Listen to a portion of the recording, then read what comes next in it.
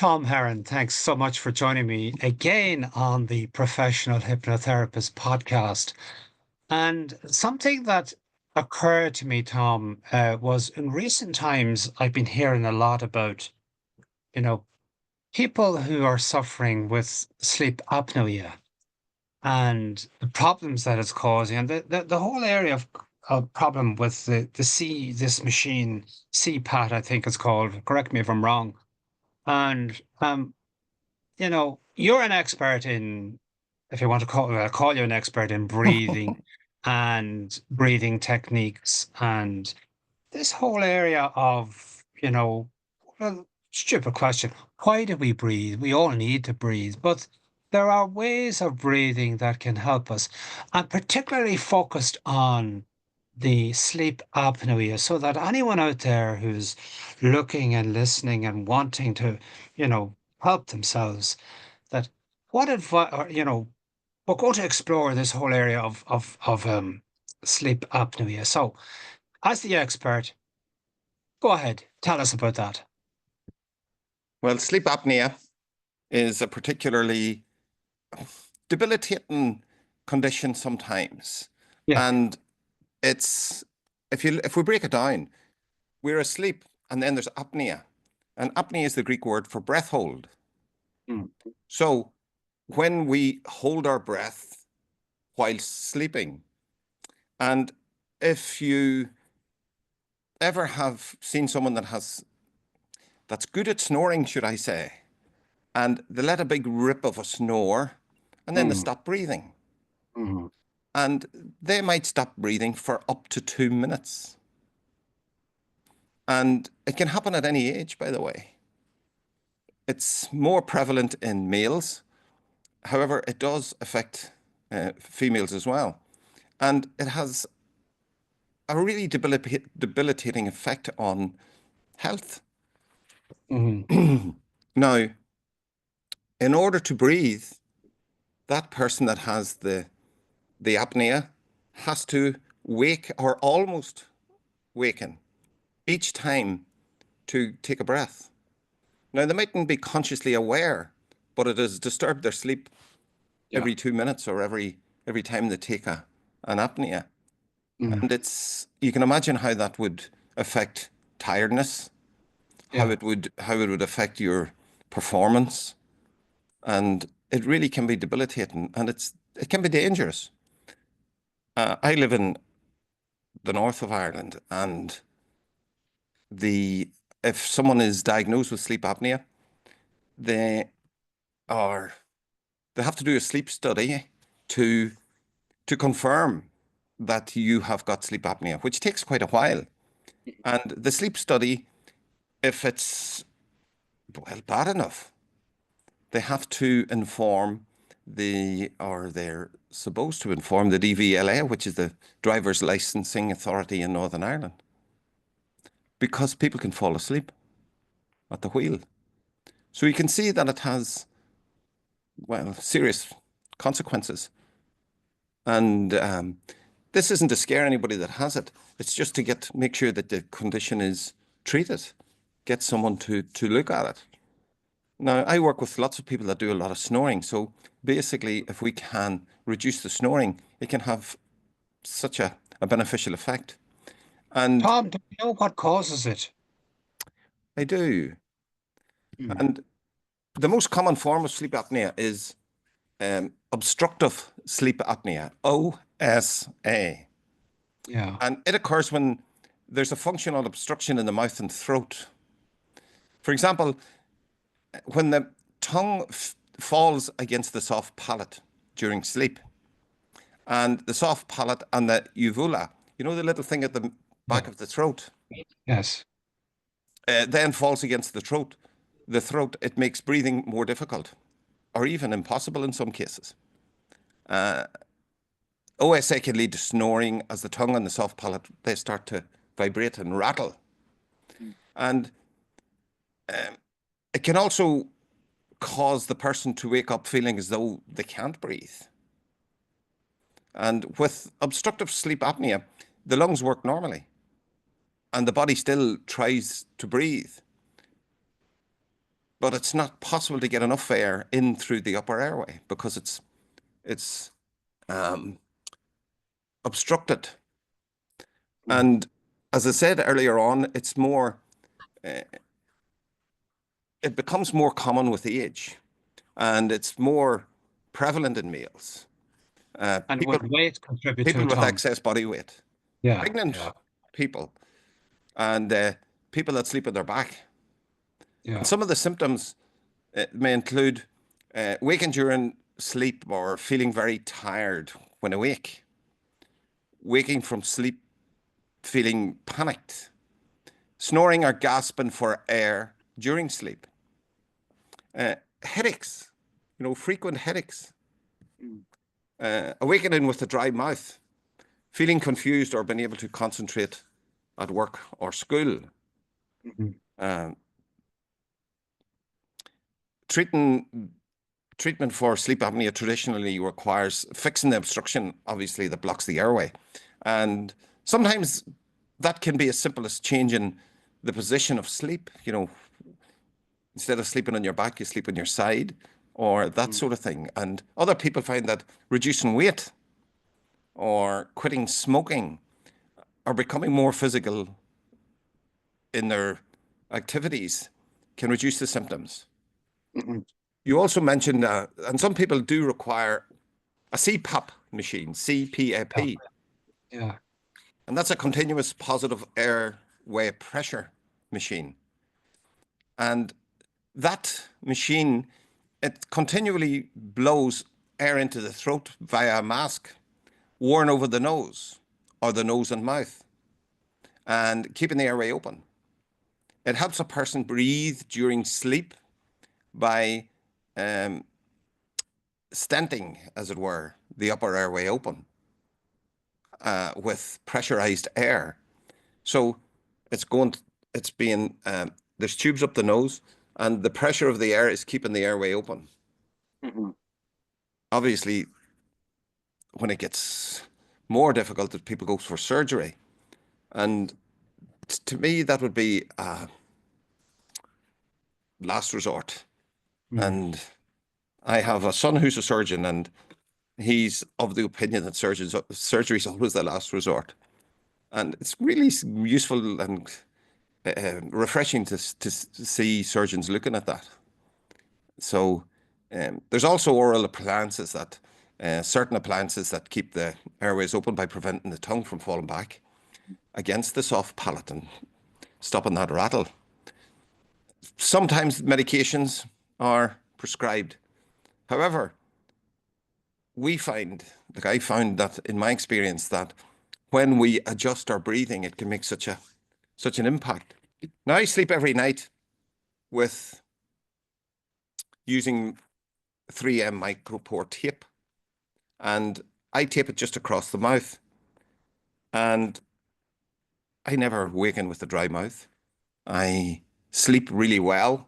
I'm refreshed in the morning, and if I'm not refreshed in the morning, I know that my sleep has been disturbed.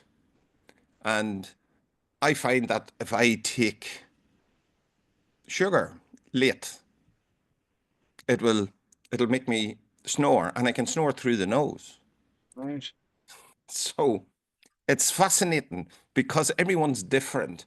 And I'm just giving my own personal experience of what happens to me. But basically, when I eat late, or especially if I eat something sweet, it'll affect my nighttime sleeping. Okay. I have And found that in my case, when I stop eating before 8 o'clock, it makes such a difference. right. It makes such a difference. And the tip for people with sleep apnea is and can be an issue because they have to make this noise sometimes when the pressure gets too much and the tape won't allow them. So there is another product by Patrick McKeown as well, who's of Oxygen Advantage fame, called Myotape, Myotape, and it's www.myotape.com. And it's a fabric that goes round the mouth without actually covering the lips. And it's sticky and it's really useful. I use it for children, for example. Mm. And it can be really useful for allowing them to do this with the lips. However, it stops them breathing through their mouth, and it makes them obligate nasal breathers most of the time. And it still has got the built-in safety factor that if they have to do this, that they can. So I found that being a game changer for sleep apnea. Excellent. And it's one of the things that we mentioned there about males. I worked with a physio in the not too distant past, and his job was looking after rugby players at international level. And basically all he did was make sure that they had a good night's sleep, because you can imagine the size of the rugby players. Some of them have got up to 21-inch necks, and someone that has a 17-inch plus neck is more prevalent to sleep apnea than someone that hasn't got a big neck. And can you imagine someone with a 20-inch or 21-inch neck? The weight of the whole thing falling back, especially if they're on their back, and it can cause that obstruction. And that would definitely negatively affect performance at international rugby level. And it's fascinating. He makes sure that the athletes are grounded, and sometimes that requires them to having to sleep outside. And it's amazing. So if the weather's good, they sleep outside, and if the weather's bad, they use grounding sheets to help them with sleep, because of the prevalence of sleep apnea with those with large necks. Interesting. And, we breathe in oxygen and we breathe out mostly carbon dioxide. Forgive my ignorance on the matter. Talk to us about CO2 and the importance of CO2 in our breathing, our inspiration and our expiration. If I'm It's doing wonderful saying how it words correct. are. Inspiration, isn't it? How Yes. something Inspire. inspires Yeah. us, Yes. and it gives Yes. us life. Yes. So it's to breathe in. And this is a topic that I talk to lots of people about because it's so misunderstood, and it's actually rather simple. The fact is, we cannot breathe without CO2. Mm. And there's so little CO2 in the air, something like 0.04%. And we need about 6%. So we have to produce it. The body has to produce it. So we produce it by the process of metabolism, produces it. Even there's a reference to the production of cells produces it, and when we do exercise, when we move muscles. So we've plenty of ways of producing it. And it's interesting to see then it's just coming to the fore now how important CO2 is. CO2 is, if you like, from a relaxation point of view, it's what keeps you calm.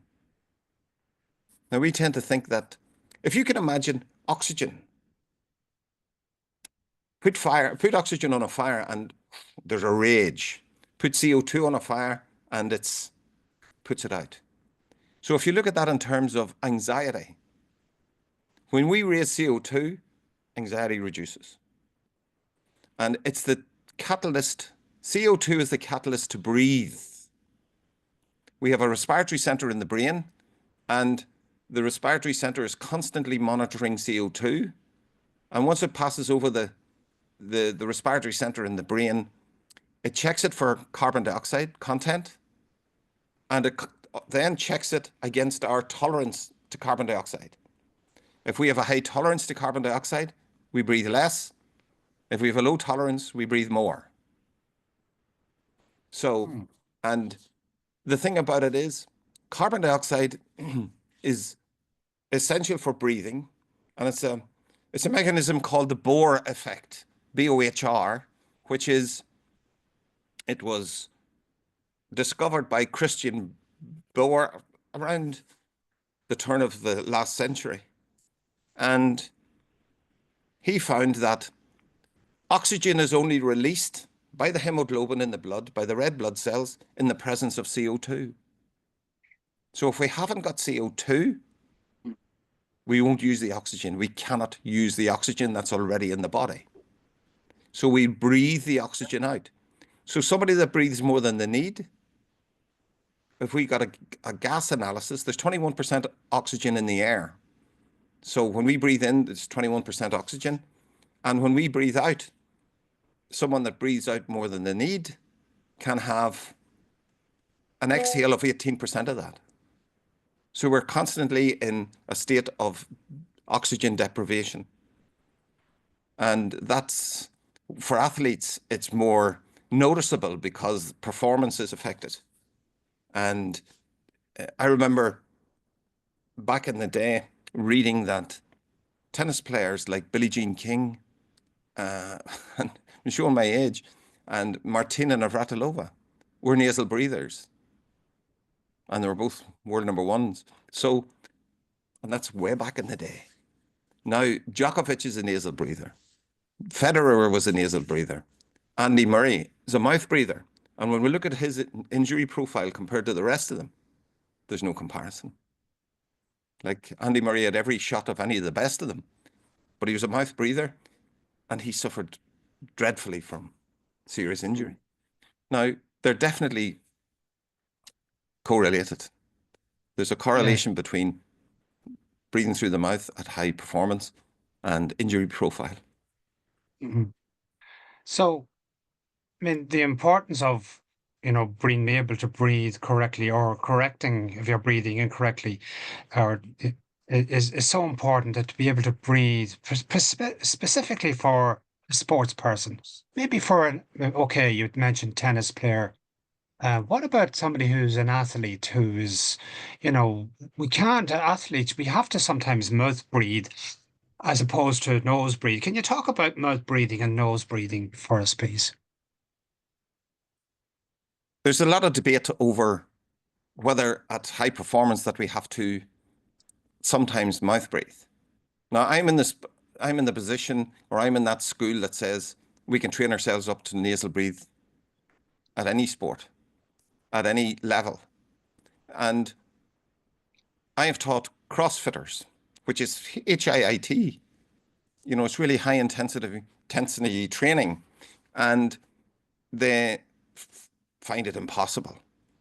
And they only find it impossible because they're asking themselves to do too much too early. So what we do is we train them up, we condition them. The Oxygen Advantage program isn't about forcing anything, it's about conditioning. So it's not about heroics. And it takes time. Like I've trained guys. There's one guy that has been all over Facebook, and I don't mention people that I work with usually, but it's been all over Facebook, and he mentions me all the time. And he did 60 ultra marathons in 60 days with nasal breathing. So that's pretty intense. And he said that as far as he was concerned, it saved his life because the change in his body and the change in his whole physicality was immense.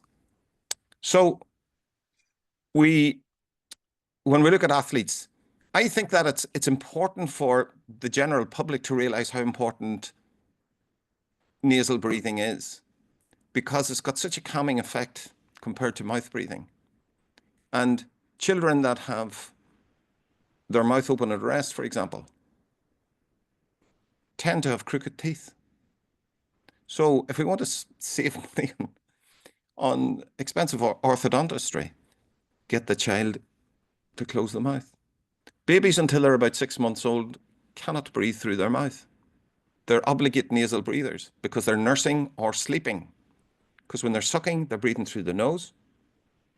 Yeah. And it's only when they get congested that the nose gets congested and they get distressed. And then they let it squeal because they don't know what to do. And actually, there's a theory that when they do breathe through their mouth and realize that they can breathe through their mouth, it's hardwired to that distress sort of signal. So breathing through the mouth can create the stress.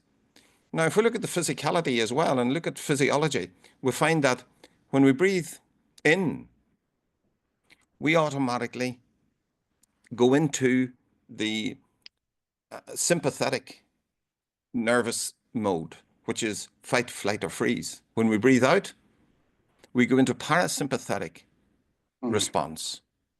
So if we can breathe and have the out breath longer than the in breath, we'll be more in parasympathetic response, which is rest, digest, and repair. Mm. And that's why things like humming is really useful. Excellent. Because when we hum, we actually have a longer exhale than we do inhale. And humming is really, really useful because humming produces a thing called nitric oxide in the nasal cavity. And it's a vasodilator. It opens up your blood vessels. And it's a bronchodilator. It opens up your airways. And it's a gas. And when we breathe, it's pooled in the nasal cavity. And when we breathe in the next time, after humming, it like gives a cleansing effect to the lungs. And that cleansing effect is antiviral, antifungal, and antibacterial. So you can imagine getting some sort of an infection, and they have to work out whether it's fungal, bacterial, or viral. Yes. And it's because I believe that if we breathe in and out through the nose and get used to it, it'll seldom, if ever, block. And there's very simple ways to start the whole process. If you watch Aidan, every time I talk for a living, just as you do. So I'm very careful of CO2 for me as a person that talks for a living. And what I do is I close my mouth between sentences and keep my sentences short. So I breathe in through the nose and then deliver through the mouth. And then the next sentence, mouth closed, breathe in through the nose and then deliver. That makes such a difference to me and to teachers and to people that talk for a living, because it's when we drop our CO2 levels too low, we will get anxious. So just something as simple as that can make such a difference to everyday life. And it's so normal to me that when I see a flight of stairs, I breathe in through the nose, and I'm talking about just fill in my nose. Small breath in, small breath out, hold my breath and walk up the stairs without breathing. And then if there's another flight, I'll recover breathing in and out through the nose on that flight. If there's a third flight, I'll do breath hold at the bottom and hold it to the top. And we always hold the breath after exhaling. And that means that I don't have to do a load of exercise, breath work wise, because my whole day is full of it. I hum in the car. I pick when I'm driving. Lots of people have got big issues with ruminating thoughts and beating themselves up. Yeah. And to get out of our head, it's so easy to use the breath. So when I'm driving along, I pick a landmark in front of me, like a tree or a bridge or a lamppost or whatever, a road sign, just ahead of me. And I'll breathe in, small breath in through the nose, small breath out, hold my breath until I get to it. And it makes such a difference to me because I haven't thought about anything else that whole journey except when's the next breath. So that's the optimal way to breathe, Tom. Yeah? Yes, most of us breathe more than we need. And it can be much more destructive physiologically than eating more than you need. And that's what I find. And there's lots of information coming out about breath and breathing and breath work now. It's massive. And I found it really useful because my sport was judo and I was gassing out so easily. And through breath work, I got my black belt in my 51st year, and thought I was well past it then. However, wonderful things can happen. And it gives you a zen state in the sense more often, because it's always a balance between fight or flight and rest and digest. Mm. And we need to sleep and have good rest in order to repair. And nasal breathing can be so quiet and so calm and I believe that it's the step before mindfulness, um, Aidan, because I believe that there's so many people out there that's too anxious to be mindful. They're Mm. just too anxious. So changing your breathing, Tom, can have a really positive, beneficial effect on your health. So you're moving from, as you talked about, the sympathetic into the parasympathetic, from Yes. from anxiety to rest and digest. That's really important. I think there was a message that we got across to our listeners and to our viewers. That you have within you the capacity to be in control, and simply by changing the way you breathe. And you know something that I picked up on, Tom, the significance. We talked about oxygen, carbon dioxide. Hmm. It's carbon dioxide that initiates or causes the inspiration. Is that correct?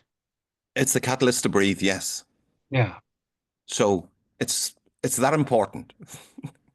yeah, And it's also the it's the trigger for the parasympathetic response because it stimulates the vagus nerve. So it stimulates the vagus nerve. Now if we do reduce our breathing, it takes a bit of practice because whatever we practice, we get better at. If we mm, practice over breathing, that becomes the norm. If we practice breathing less, that becomes the norm. And it's so easy to get I'm not getting enough breath here. mm, Like this whole concept is based on the work of Professor Buteyko, mm, who was a Ukrainian doctor who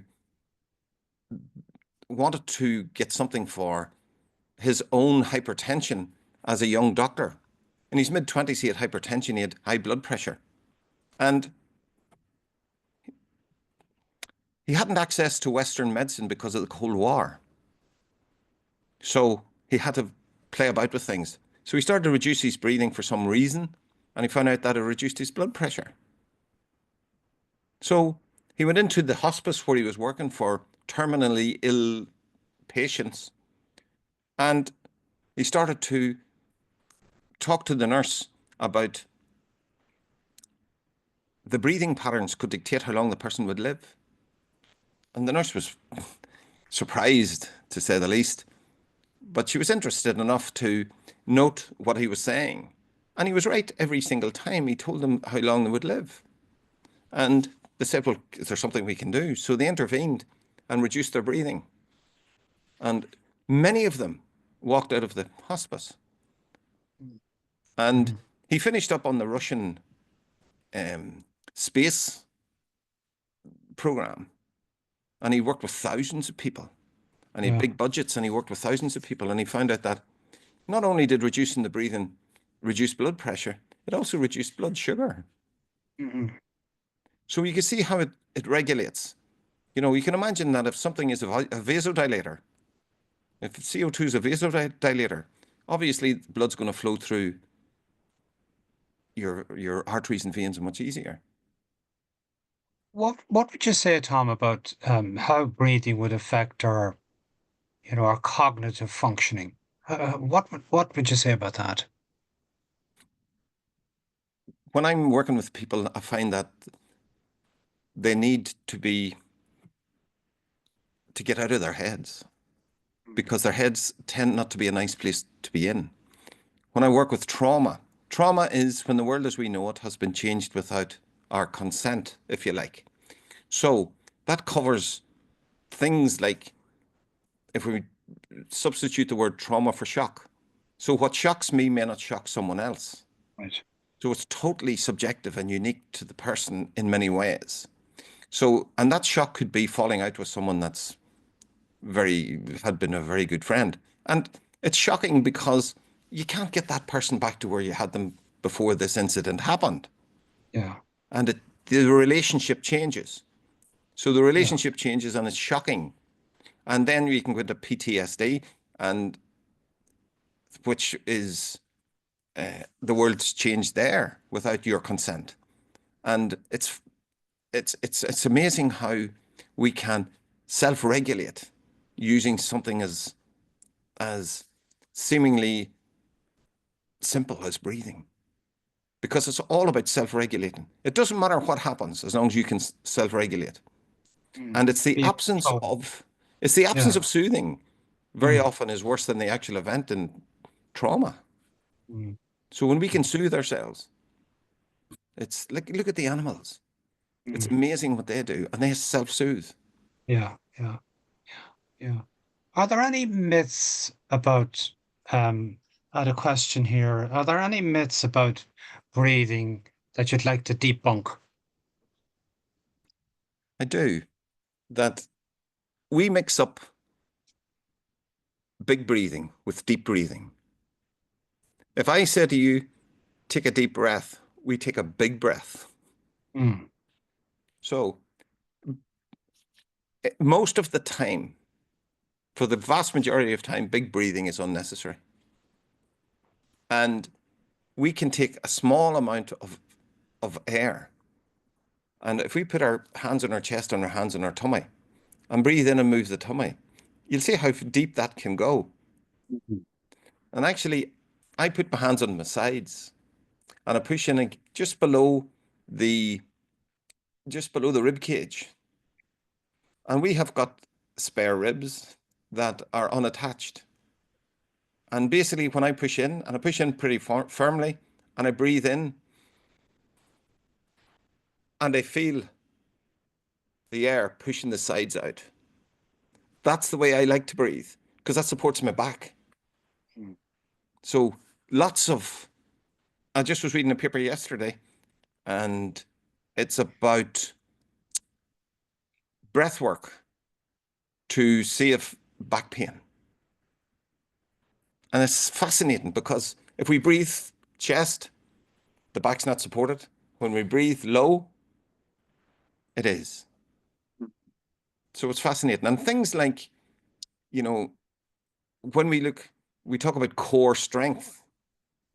The largest muscle in the core is the diaphragm. Nobody trains it. Nobody mentions it. So why do we not mention the largest muscle in that area? Mm. And when we look at the esophagus and we look at things like hiatus hernias, and uh, the esophagus has to go through the diaphragm to connect with the stomach, and Mm. there can be the sleeve there can get leaked or damaged, and it causes all sorts of things. But nobody mentions the diaphragm. Tom, could I ask you to, if possible, it may not be possible, but if it was possible for you to, demonstrate for us breathing at a at a restful state. Some of the things that we have to realize is if we hear our breathing, we're breathing too much. Okay. If we see it, we're breathing too much at rest. Okay. So we teach it that we can't see it and can't hear it. So Now, when you say see it, what do you mean? Is that in a can't see frosty it, you can't morning? see anything moving. Oh, I beg your pardon. Right. So, Okay. because when you're sitting and you look at someone and you see their breath and you know what state they're in, you can calculate what state they're in. And if you've got an issue with cold hands or cold feet, there's a circulation issue, and it's Yeah. probably to do with breathing, or could well do with breathing more than you need. Right. So if we start to, and it's simple, we always breathe in, or usually are breathing through one nostril better than the other. And sometimes when we go and block the nostril we're breathing best through, we can feel the air hunger. We can feel this need for air. And basically, it's useful to practice that and let go anytime it gets too difficult. This Hmm. isn't about heroics. It's about training the mind, body, spirit to get more used to higher tolerance of CO2 and just move that. And we can do that for 2 minutes. We can do it for the rest of our lives. Okay. So, and it's building that up. And I get people to do it and see if they can do it for 10 minutes. And even if they're starting and stopping, it's just 10 minutes.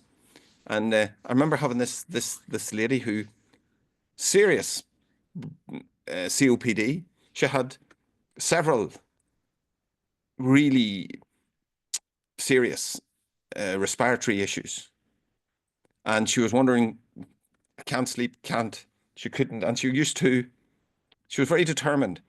She used to crawl up the stairs into the bedroom. She says, if I get a lift, I'll never be able to walk again. Mm.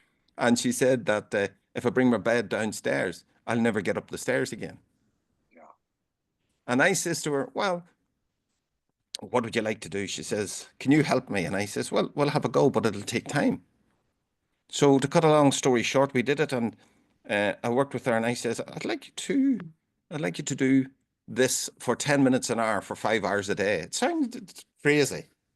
And all it was take a small breath in, small breath out, hold the breath, hold the nose for a count of 5 and recover. And do that for 10 minutes every hour for 5 hours and see how you get on.